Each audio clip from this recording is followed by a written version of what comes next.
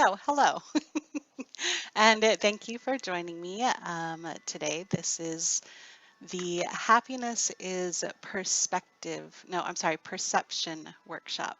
And yes, there is a difference. I looked it up. My name is Lila Allen, and I am a happiness practitioner. Basically, that means that every day I do my best to live my truths. So, of course, finding my truth is the biggest part of the work. And that's a little bit about what this perception workshop is today. Some of the other workshops that we've done, the first one was an introduction to kind of talk about the definition of happiness, which for me is about acceptance and unconditional love and that deep peace that hopefully we all are able to feel at one time or another. Um, the second one we talked about, or we did a guided meditation that connected us to the core, which is for me where that peace, the truth resides. My feeling of happiness is that it's centered in the core and we're centered around it. And then the universe is centered around us. So it's kind of like this strip, and I don't know what the actual name of it is, but you see it in physics where it looks like everything's going in, but it's all coming out at the same time. It's this weird vortex kind of thing.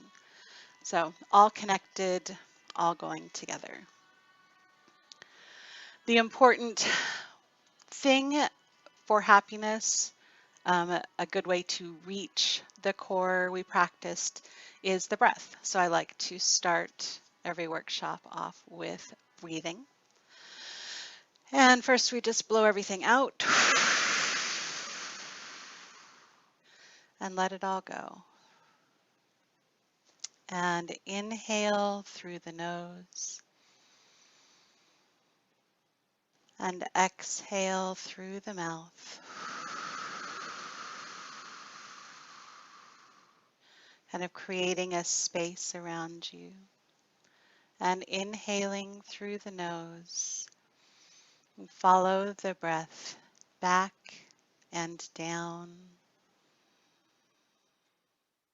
And exhaling, we release all little niggling thoughts, getting here on time, how do I feel, just let it go. And inhaling again. Feel the body relax and expand. And exhaling, feel the body settle. And as we inhale, we follow that breath into the chest, into the core, and connect with our peace, with the love, with the wonder of the world that is our happiness.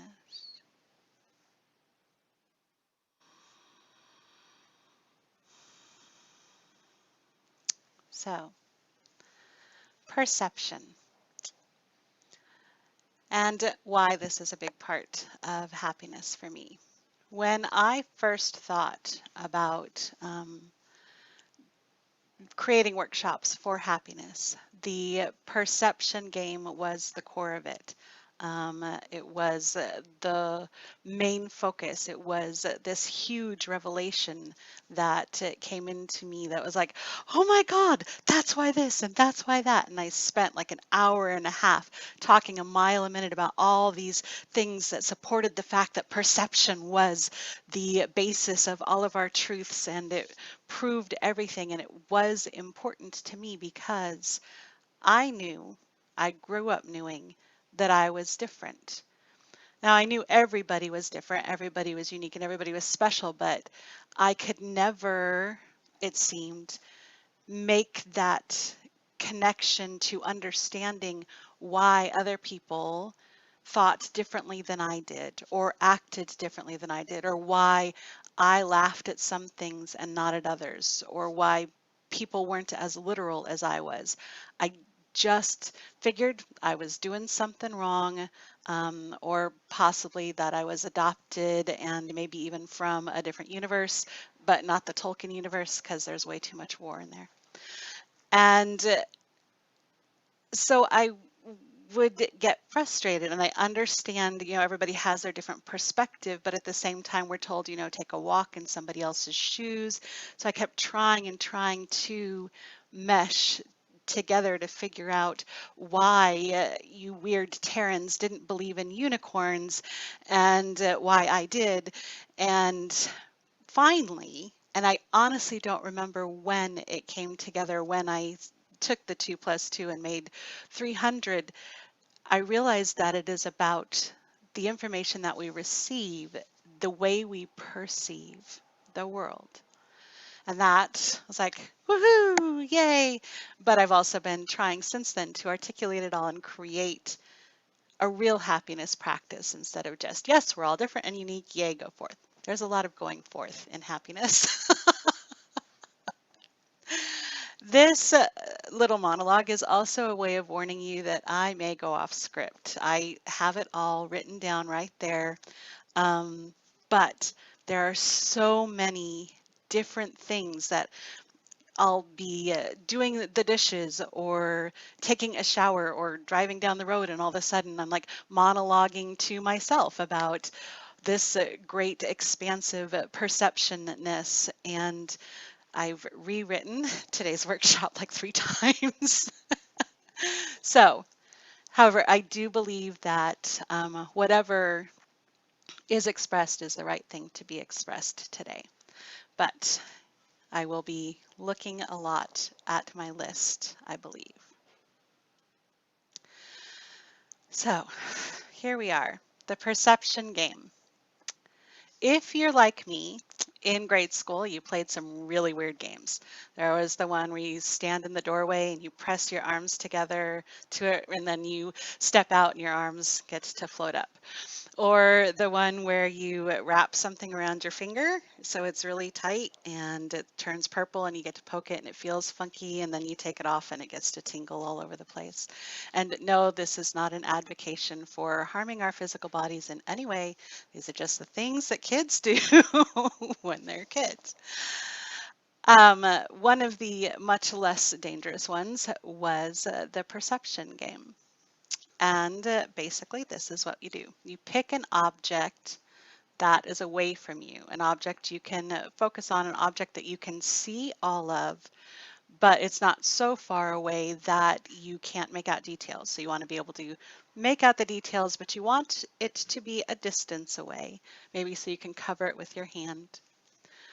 So just any object in your home, and you are going to stare at it. You're going to focus on it. And cover one eye and just look at the object. Pay attention to the colors. What colors stand out? Are there shadows? Is it lighter on one side than the other? If it is close to something else, what does the distance look like between the two? So just take a moment and observe the object.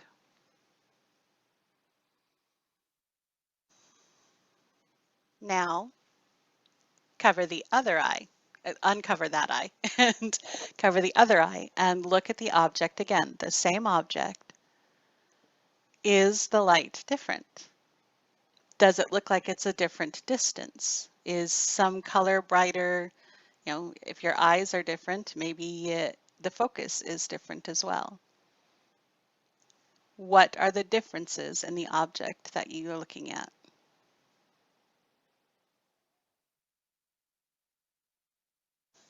Okay, now here's the fun part. You can either do this by switching your hand back and forth, if you can do it fast enough, or if you can wink your eyes one at a time back and forth.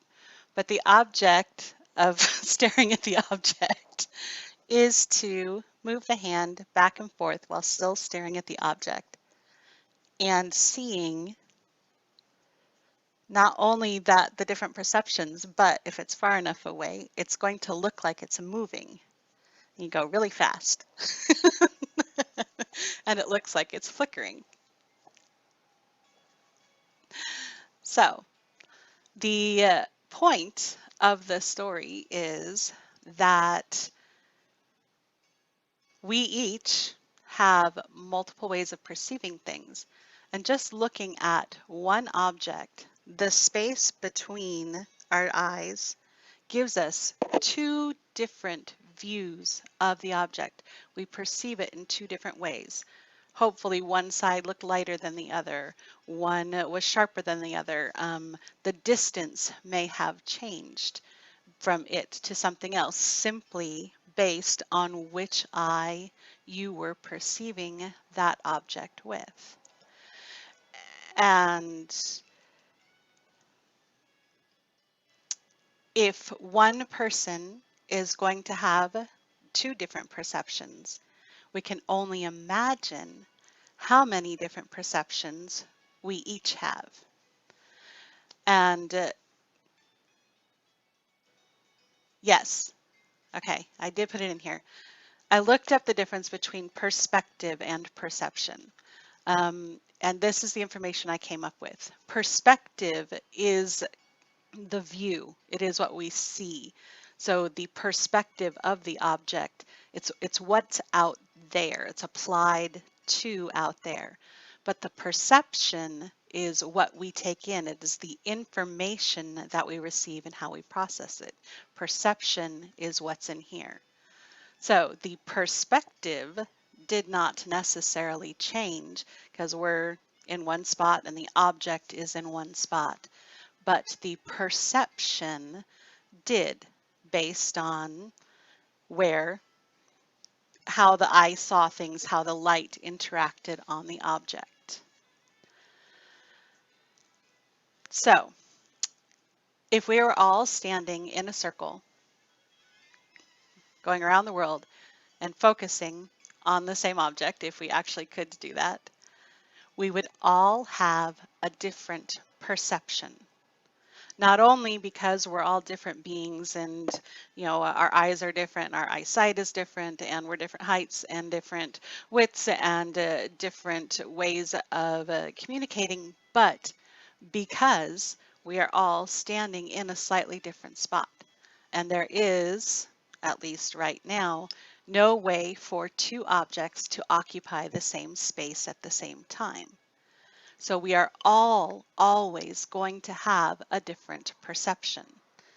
Besides the fact that if we all were standing in a circle staring at the same object, some of us would not be able to see because it's going to be dark on half of the world.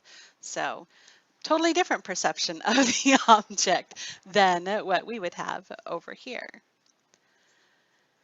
And that is just one of our senses. There are the other senses that we use to perceive the information, to interpret the world around us. Sound, we can actually do the same kind of thing with. Cover one ear, then cover the other, and see how the different sound waves come in. And of course, if you have listened to music in stereo and they do that cool drum beat that kind of feels like it's going around the back of your head, so we hear things differently. We can manipulate things differently. Touch obviously creates different perceptions because we have different calluses on our fingers and different nerves, perhaps. Smell can be affected by, whether we're allergic to something that can block the smell. So I'm just, everything that we do is take in information through all of our different senses, including, the hair follicles, the intuition, all that stuff, it all combines to taking in information.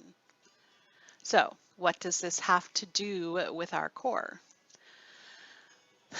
The first part is that the core truth, the information that you perceive and store and process and that really aligns with you is unique to you. This, if nothing else, is what I want people to take away from this workshop. Your truth is unique because you are the only one who perceives the information the way that you do. You're the only one standing right where you are with all of this physical equipment that you have processing that bit of information. And I can be staring, like we said, standing right next to you and processing the same object, but I'm going to be perceiving it differently, and I am going to be coming up with a different truth because I have a different perception of the object. So we each have our own truth. We each have our own view of the world. We each are the center of our own universe, basically, because that is how we interpret everything from this point of view, from your perception. We can't do it any other way. We can imagine, we can certainly imagine the worst thing that's ever happened to me. If something terrible happens to you, I can certainly empathize because I have an experience to compare it to as the worst thing. But I cannot fully be in your shoes and you cannot fully be in mine unless we were actually each other from the moment of our birth, which would then negate the whole experiment. So our truth is based on our perception. It is our center. All the information that we have received comes in through our information gatherers. So we each have a unique and individual point of view. Second, because of that, every bit of information that we receive by observation or by learning from teachers, parents, and peers builds on the information that we already have. One of my fun stories, I imagine that many people have heard this one, is about the blind men and the elephant.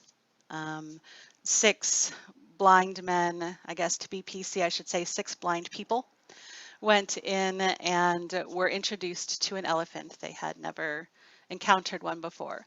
And so one feels the tail and says, oh, this elephant is thin and wrinkly and kind of wiry at the end. And another one feels the tusk and says, oh, this elephant is actually smooth as bone and kind of curved.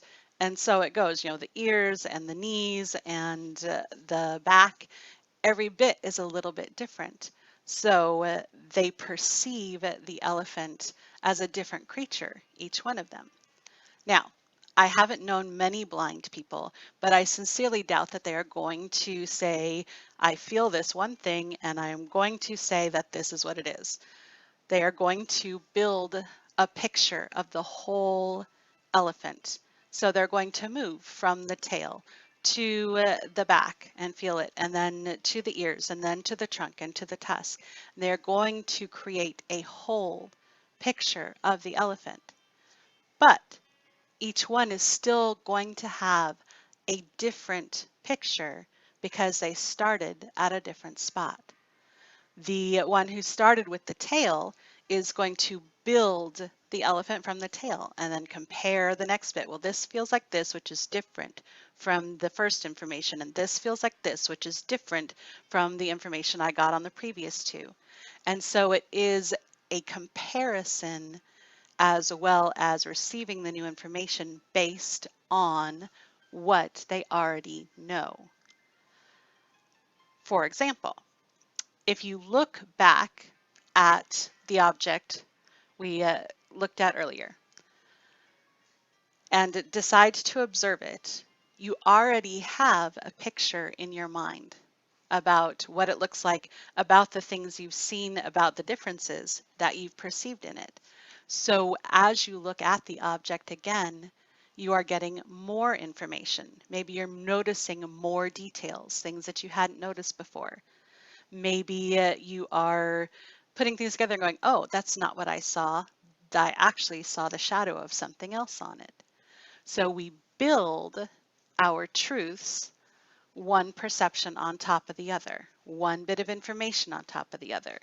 Everything comes in and we compare it and we sort it and we process it and we say, this is the truth of this moment. The third thing is to realize that the truth is not, therefore, carved in stone because we are gathering new information every day.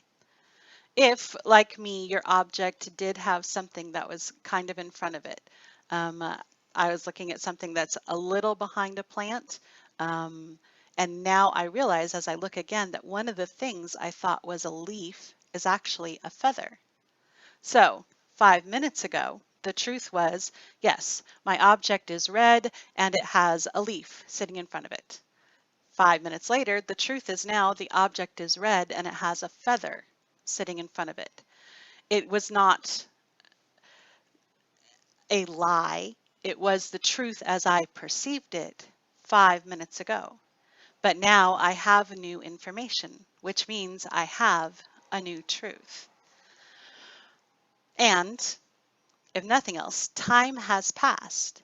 When you look at the object again, the light has changed a little. The object has changed a little. The earth has shifted a little. Every time we go out and get information, even if we are doing the same trip over and over to work and back, feel like we're doing the same thing over and over, it is always a little different. We're always getting more information and comparing it to the old because it's new. It's a new day. It's a new time. We have more experience. We have less patience. Every time we hit anything, we gather new information and we have a new truth. I hope that makes sense. So I'm going to recap. We'll take a deep breath. Told you that's a lot. I'm going da, da, da, da. But, and I also only covered a little nugget of things. Um, there's also unique and equal, and sauce for the goose is not sauce for the gander, and the whole thing about cavemen and tribes. Maybe later, but not today. Okay, so from the moment we are born, everybody born in a different time and a different space and a different place, we are collecting the information and processing it from our unique perception point. And we're not just processing what we see, but what we taste and what we smell and what we touch and what we perceive from everything that comes in, the vibes we get off of our parents, the germs that we get off of the other kids. Every single thing that we do, we are collecting and processing and perceiving the information around us. We use all of that information. And then we build on it. We compare as each new bit of information comes in. We place it in a spot. We say this is that or this is that because humans, we love to label things and organize them. We are also creating a picture in our mind of how our lives should be lived, what truths we should express based on the reactions and actions and the feelings that happen when these bits of information come along. We all, I assume, have had moments of, well, I know if I do this, this will be my reward or my punishment. So that is part of the information that we gather. We are getting rules, spoken and unspoken, from the people around us. We are forming our vocabulary based on who we communicate with. We are processing and building and figuring out the answers so that we can survive in this world that we have started out in. And so we create our truths, we create our beliefs to keep us alive and hopefully to move us beyond that hierarchy of needs into feeling successful and happy and prosperous and abundant. All because this is how we perceive the world, so this is how we believe we need to live in it to be happy.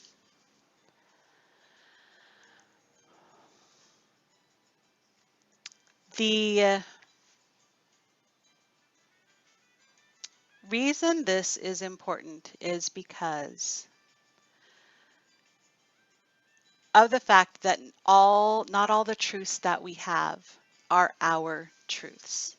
They are other people's truths, things they have told us, things that have been drummed into us, things that we have learned that if I do this, I will get this.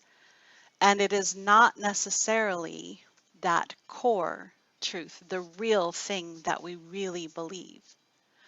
But if we have this perception game, we can at least understand why what I believe is totally different from what you believe, even though we are seeing the same thing.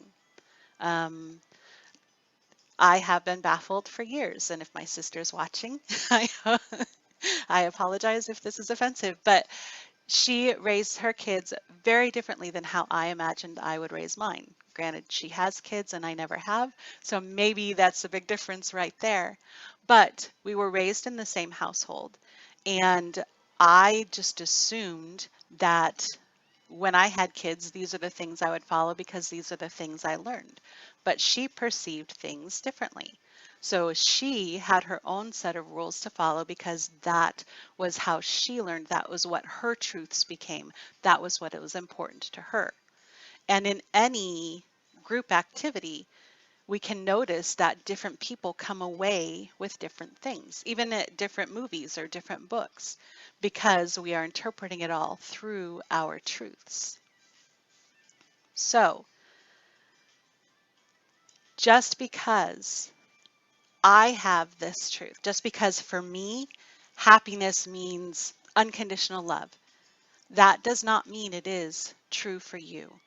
Your happiness can be something totally different. Your inner core, the thing that just makes you go, can be dark chocolate. It can be music. It can be trees. It can be anything because it is how you perceive it. It is your truth. And I can say till I'm blue in the face that happiness is about unconditional love, and I will make sure that you believe this until, and but we're not going to talk about religious wars either. It is only my truth. I can only see my truth. I can only feel my truth. But when I can accept and understand that your truth is totally different and that we can be unique and different and still be an essential part of the artwork that is a universe, then it becomes okay for me to accept my truth because I'm not trying so hard to figure out why we aren't fitting together. I'm allowing me to be me, and I'm allowing you to be you, and then it's okay because we're each unique, which means we're the same because we're different. If you can follow that weird circular logic.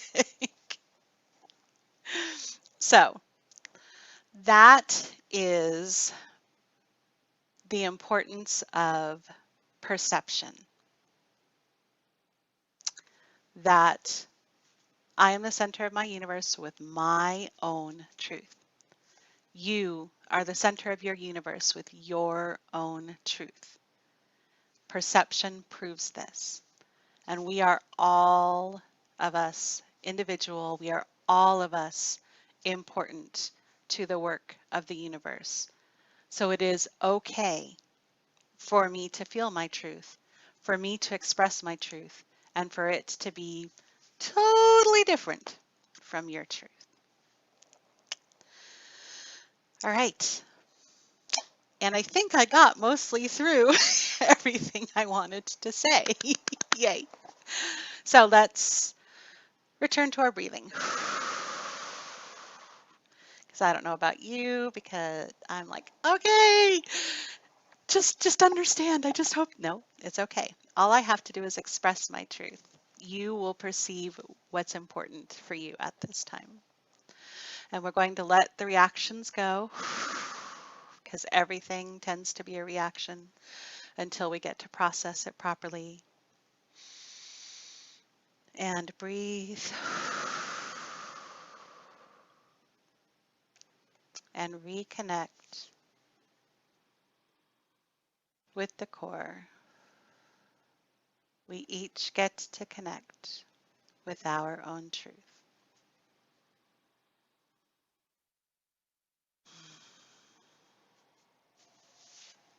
As usual, if there are any questions or discussions you'd like to have, please send me an email, lila@uniqueallen.com. Um, and we will move on to the feelings exercise. Again, if you haven't watched these workshops before, this is something I like to do every day because I'm one of those people who can sit and brood in the whirlpool of the moment. Okay, that was really good, but I walked too fast, and I could just go on another meandering for 15 minutes about how I felt in this moment. The exercise helps me acknowledge what I'm feeling and then move on to what I would like to feel. I get to actively change my world. I get to actively change my perception by changing my feelings. So, like I said, we're going to do, and we usually do about 30 seconds for each one. So pull out your pen and paper. Oh, 30 seconds, not 30 minutes. That would be a really long exercise. I'd be like, waiting for the bell.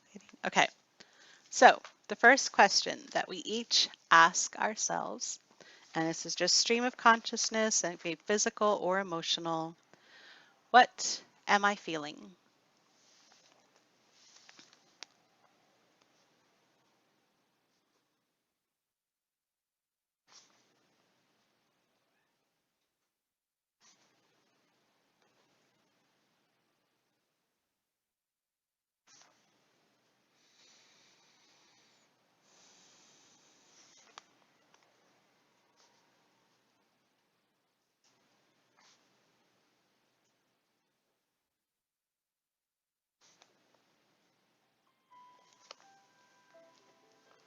All right.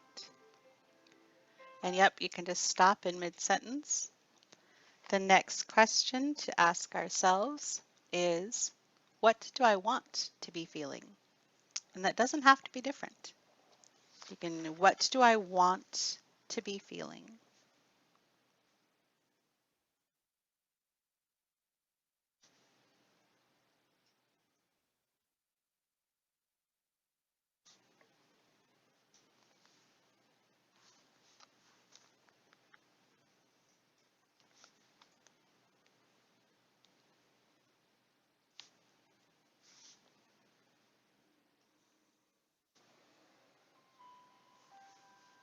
All right.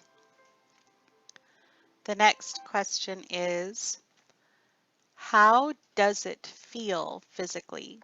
What are the physical sensations of feeling the way I want to feel?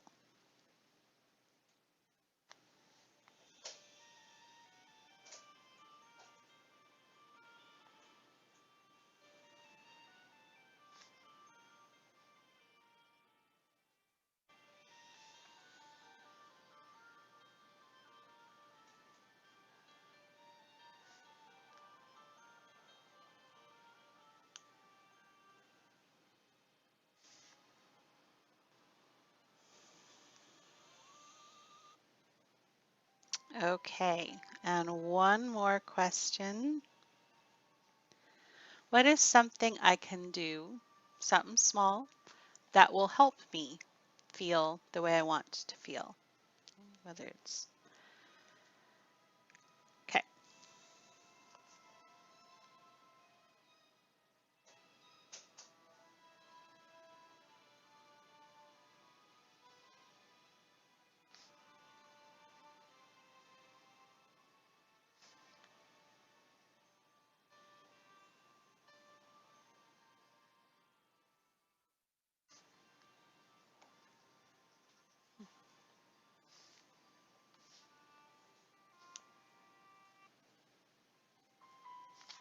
Okay. Um, and that's just the feeling exercise, just a way to focus on self and help us get back to the happiness that I would love to feel every single moment of every single day. Zen home. And some days are easier than others. So for me, the feeling exercise helps with that. And that is the end of the workshop. Thank you so much for attending or for watching.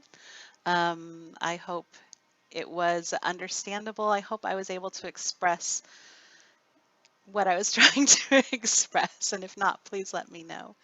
And I hope that the thoughts process easily.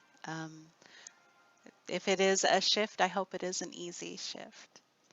Next week, next Tuesday, we will be talking about core values and declarations, which, if you're like me, is a lot of what helps define the belief, the thing I really want to believe, the things I try to express in the world versus all the stuff that swirls around me. The link for the registration will be up on my website soon. This video will also be up soon. Last week's video will be up soon. And that is all. So thank you very much. I hope you're having a great day and take care of you.